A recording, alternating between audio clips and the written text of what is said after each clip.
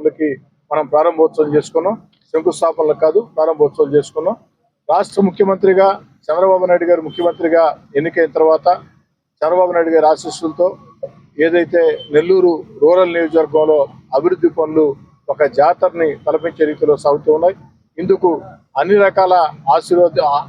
ఆశీస్సులు అందించినటువంటి ఉప ముఖ్యమంత్రి పవన్ కళ్యాణ్ గారికి, యువనేత నారా లోకేష్ గారికి, పార్లమెంట్ సభ్యులు వేమిరెడ్డి ప్రభాకర్ రెడ్డి గారికి,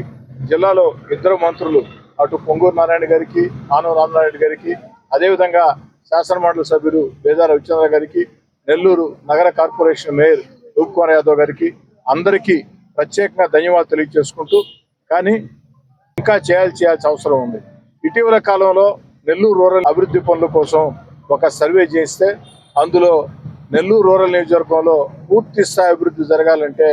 మరో 1200 కోట్ల రూపాయలు, అక్షరాల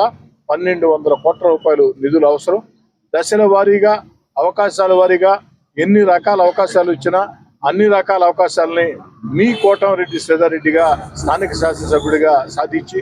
నా శక్తికి మించి ఈ యొక్క ప్రాంతంలో, ఎందుకంటే ఒకే నియోజకవర్గంలో 1కి 3 సార్లు వరుసగా 1కి 3 సార్లు ఒకే నియోజకవర్గంలో